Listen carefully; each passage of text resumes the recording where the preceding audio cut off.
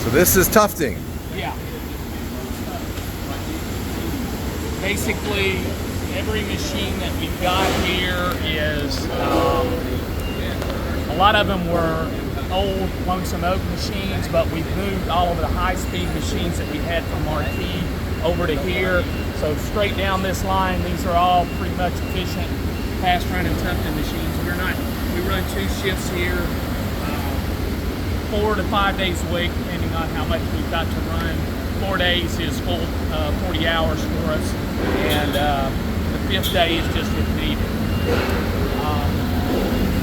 We've got almost every kind of tufting machine that you need. We've got both beam machines over here, different gauges. This is the creel machine, basically all the yarn on it goes straight on the creel to behind the machine. You can see behind those machines, those are beams that are warped up that go on the machine here. How much carpet can this building produce in a day? Normally about 30,000 yards. Wow. About. And we run quite a few different type products. Higher speed machines like these over here, we've got lighter products. They run at are going at a much higher speed. You'll see some down through here that are flying as fast as that. They still put out a different, unique type kind of product.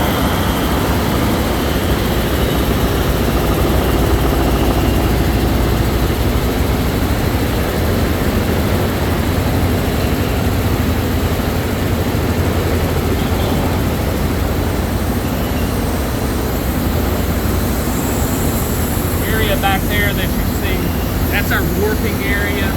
Basically what warping does is it puts processed yarn, they have creels behind it, but they load them onto these creels, on these spools that we call beams. Those are what you see behind these tufting machines right here. You feed the yarn into the tufting machine. The main reason we beam set is because it's a lot more efficient for smaller size runs. Creel size, you can see there's probably 1,200 different spindle locations behind the creel machine, and you can put that behind roughly 120 ends on one of these rather than 12 at a time.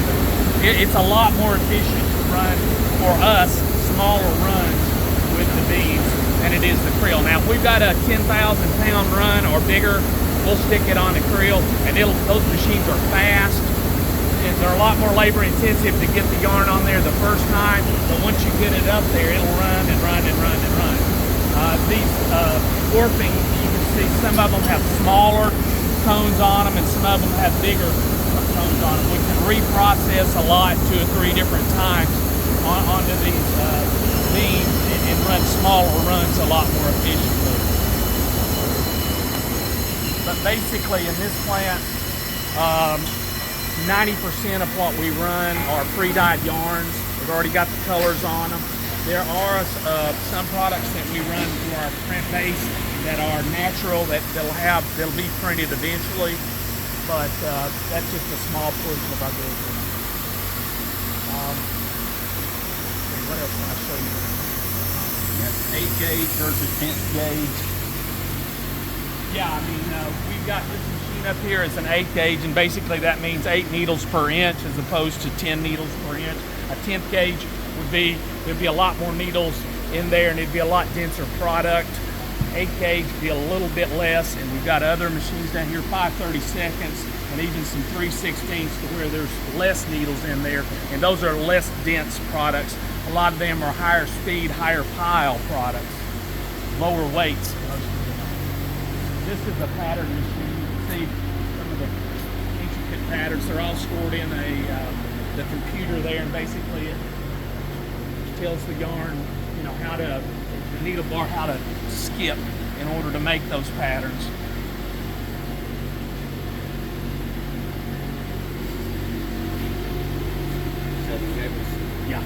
Yeah, they're all stored on the computer, and basically tells the needle bark when to go from one position to the next, and it does it quickly. It's just a big sewing machine, basically, is what it is. So the yarn into this primary backing that we use. This is called what we call braise, which is our first step. This is not a finished product. Once we've got it rolled up, we'll send it to another plant to be coated, have a latex backing put on it that'll lock it into place. It will depend on what kind of user, as to whether we put a rubber latex back on it or an action back. Action back's 95% of it carpet. And at that point, it'll also get the final shear if it gets a shear. Yeah, it gets a shear at that point, and it's heat. I mean, it has heat applied at that point, which basically locks the backing onto it, and you get your finished look, and that's how it's done. And the rolls, when we run them here, these brace rolls are usually in increments of 2 or 3 what we expect to have finished rolls in. So a finished roll, whereas they're anywhere to 125 to 150 feet, we'll run 450 feet to something like that on a graze roll. And then when they run them through the coating application, they'll coat them at whatever size application we have for the customer, and then it'll either go into our stock or it'll be shipped out.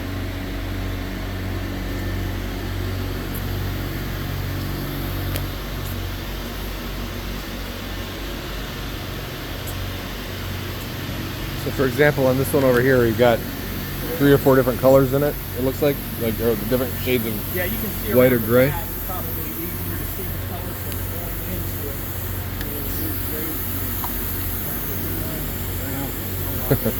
it. Back here you can see it. I know you can't stir it. I'm starting to say you can see the different colors that go into a combination. These beams will have different colors in them. Sometimes they'll have 2 or 3 different colors. Basically, they'll have to sew each individual yarn in through different pulleys that point them to where they need to be in the tufting. Those are individual needles. There's probably on this machine from one end to the other, we're talking probably 900, something like that, needles, just constantly moving. And this machine will run 2,000 or 3,000 feet in a shift. So I mean, you can run a lot of carpet in a short period of time with it, the way it's set up here. Interesting. It's so neat.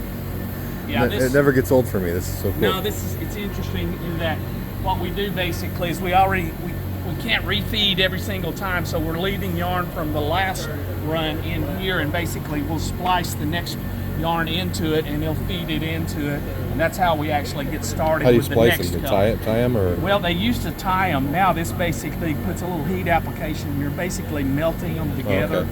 and it pulls together that way. It's a lot. I mean, it's a lot easier, a lot quicker, a lot cleaner, and it causes less problems with the needles, because those are just like any other needle. I mean, it's got a little bitty hole in it that you feed it through, and it's got heat through it. But there's also a blade on it too. You don't see that underneath there. There's a blade. Once the needle goes down, it'll cut, come back up, come back down, cut, come back down, cut. Unless it's a loop product. Loop products, it'll just keep doing loops, no cuts. Who invented a tufting machine, and how long have they been doing this? Tufting machine was basically, the reason it's in Georgia actually is because years and years and years ago, my understanding of the history is, I don't know if you know about chenille. Chenille is basically the old, what they call sheets. There weren't sheets, they were woolen throw covers. And a lot of them were made here by hand in little looms that were probably about this wide. Well, eventually they figured out a way to do it much wider, and they made large sheets and large blankets, and those eventually, they somehow or another, it eventually evolved into this probably about, 60 or 80 years ago here in North Georgia, and that's why a lot of them are here, is because that's just basically where it started. But they were invented, there's probably 4 or 5 big manufacturers of these tufting machines, and these, you go from anywhere from, a lot of these are fairly new machines. This one right here is probably from the 80s, but a lot of them from the 90s and 2000s, we started computerizing things, and they work a lot more efficient. We don't have any real old machines here, but yeah, there's this machine over here is Cardin Monroe's one of the big manufacturers. Tufco, I think. No, this is a Cardin Monroe. This one was actually built in. I don't see the date on this one, but yeah, they're. I mean, you can see they're detailed machines. Yeah, they go forever. Oh, they do. And there's different.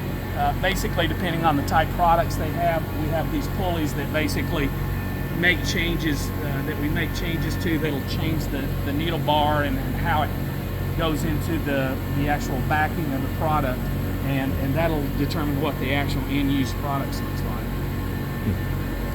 You can see right there, this is primary backing. That's basically what the yarn is sewn into. Primary backing is basically just a woven material that, if you can see, it goes made out of, most of it's either polypropylene or polyester also. But I mean, we get these in rolls of probably about 3,000 linear feet. And you know, obviously they'll run, but they have different characteristics too. I mean, some of them are a lot denser. If you're putting a heavier weight product, you have to use a denser back in order to hold the yarn. But yeah, this is one of our basic raw materials that we put into it. I mean, yarn, backing. This is primary backing, and there's another backing that they put on it at the coating plant. I don't know if you're going to do a trip through. I don't think we're going to make it over there today. But basically, it's going through a system to where it slaps on the back. Let me show you the grades, and I'll try to explain that to you. Basically, these rolls are fed into another operation that takes it through pulleys, and there's latex sprayed onto the back of it, and as it's sprayed onto it, at the same time it's going face down to where it holds it, and its heat's being applied to it, and then another backing is put on it. That's what action backs, usually what you see on carpet, or they put either other kind of backs on it too, but that basically is what holds the yarn into the carpet, and it gives, you know, it's what gives it its stability, and it's, you know, it rolls up. It's a little bit tighter and harder than this, but this is what if you didn't do anything to this product as of right now, the tufts would all come out. And that's why we have to really be careful about the latex that goes into it, because, you know, the consumer will be walking through their house and start shedding. Yeah, they'll start pulling things out. No tough bind. Yeah. It's just a processing plant. Once we get goods finished here and tufted at the end, our rolls are doffed off, and we have a lift truck that just cycles through this plant, picks up the rolls, and it'll go to whatever coating plant where the backing is applied that it goes to. We use 3 or 4, but basically 2 main coating plants. You came at a good time. It was break, so that's why we didn't have a lot of traffic, and it was quieter. Does that mean that bell mean lunchtime's over? Yeah, that means go back to work. Yeah. So those are all the. That's a creel machine.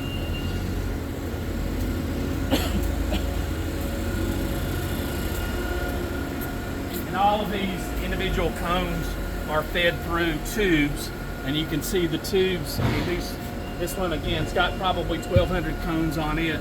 All of those tubes are fed through a set of lines, and it's just like veins. I mean, each one of those has a yarn in it. Yeah, each one of them has a yarn in it. And if you have one yarn that breaks, we're in trouble. But we have sensors that tells the machine stop. We need to go back up, climb up to wherever position it is, and find it, fix it, get another yarn. Basically, they've got little. They use. Yeah, how would you feed it through? They blow them. They've got air that blows through it, and it'll physically blow it all the way through the tube, right to where they can pull it, tie it off, and get it run again. Mind if I climb up here? Sure, yeah. Go ahead. So the yarn's fed into those little tubes. Here's the other end of it. It's probably 1,200. But I'm saying 1,200. Keeps tension on it. Pulls it through each of these holes.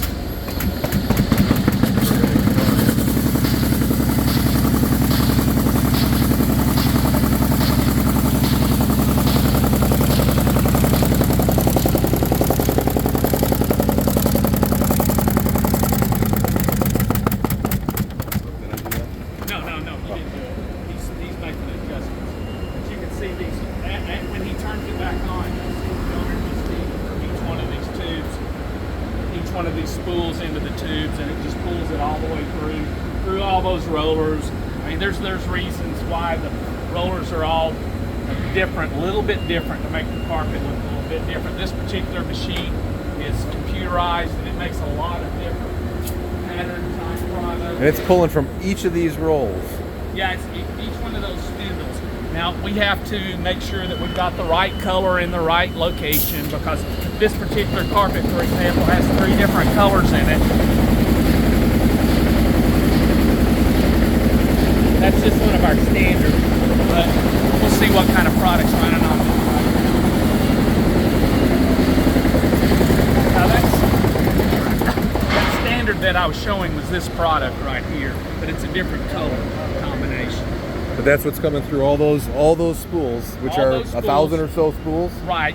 And there's probably 300 of one color, 300 of another color, 300 of another. We have to change them around to give us a unique look. Now, this particular product right here, you see these loops.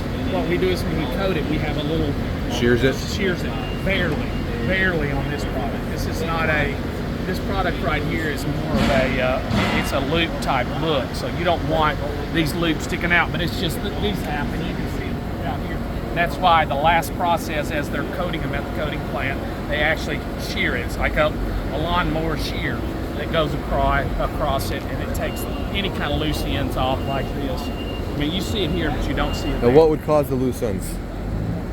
These, it's just has the yarn speeding through the needles, maybe a little tension break in it or something like Got that, it. where it just causes it to be just a little bit more. But it's not going to hurt the appearance of the product. Because it's sheared and it'll all be Yeah, it'll be sheared off, and it'll be an even look. When it gets through,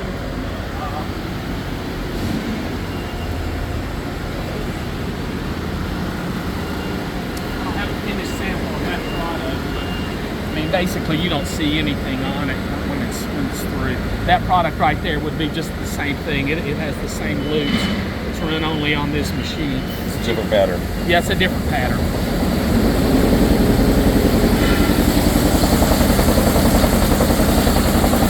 So when these things run out, I mean, because you got what, 1,000 meters or so on each spool. Each spool has probably, they weigh, yeah, that's about right. They weigh probably anywhere from 12 to 14 pounds, each one of them. We can make smaller ones if we need to. Sometimes we do have to. I mean, depending on the product, we won't run all of this. We'll run it down to smaller spools. And then when we get the smaller spools, they're more efficient for us to run on those other type tufting machines. When you're running off this machine, the big reels, you're wanting to make sure that you put up full spools.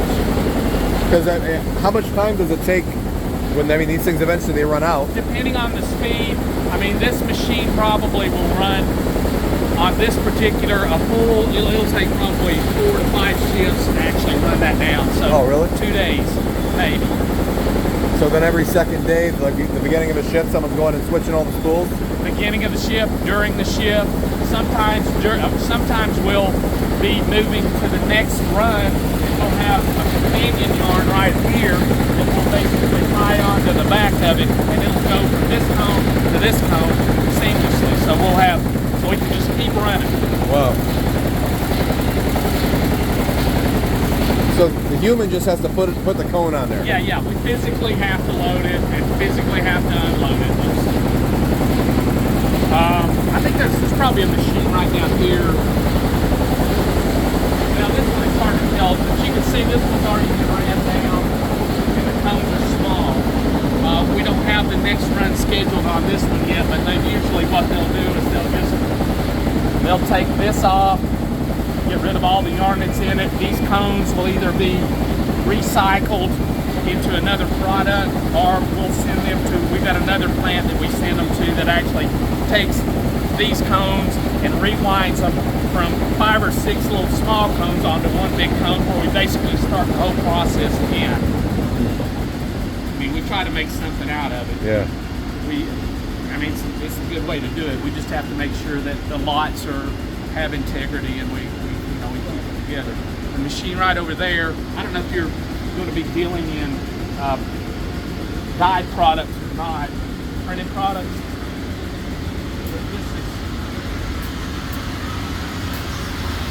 So this is basic white. This is basic white. It's nylon, and this will be printed at our print plant down in Calhoun. It'll be, as it comes out, it'll be a white product that basically.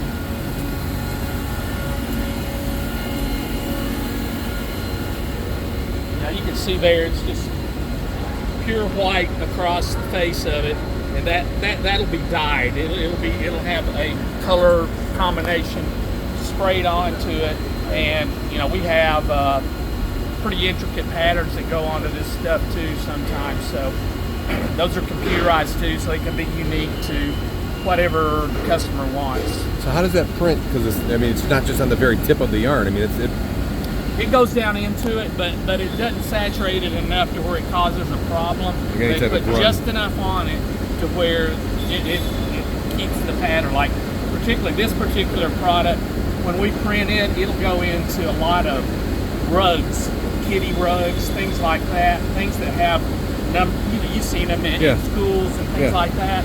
That's what this goes into, and it'll have all kind of intricate little details that go into that come from this white carpet. But we got to make sure that the carpet is clear and there's no defects in it, because you may not see it as you're tufting it, but if you have a problem as it's printed, it's obvious. I mean, you'll see a line that goes right through it. The customer doesn't want that. We don't want that. That's why we have to watch it closely here and do tests on it as it tufts. very neat.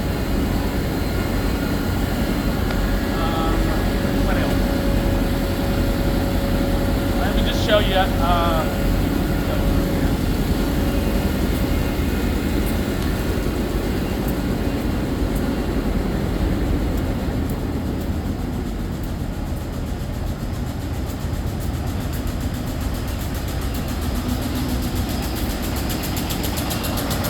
Got a couple of more tufting machines over here.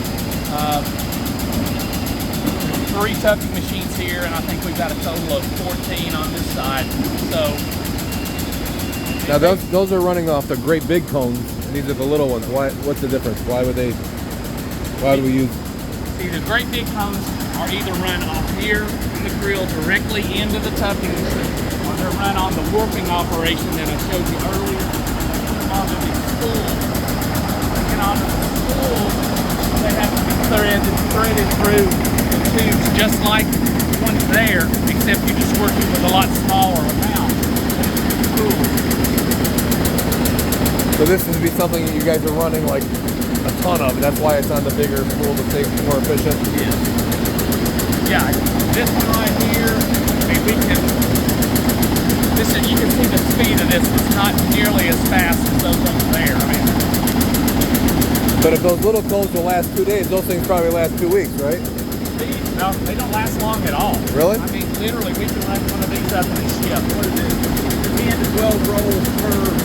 Yeah, usually it's about, I mean, anywhere from total all gone together on these, it may be 8,000 pounds. You can put 25,000, 30,000 pounds behind a creel machine. This is about 8,000. A lot of them will be even smaller than that, depending on the yarns that are feeding. Oh, because it's so. Never mind.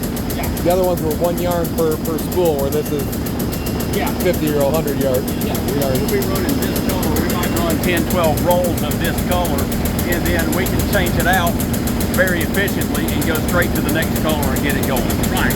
Without. So are these machines more efficient then because it's on the bigger spool than? Yes, this is much more efficient, less waste.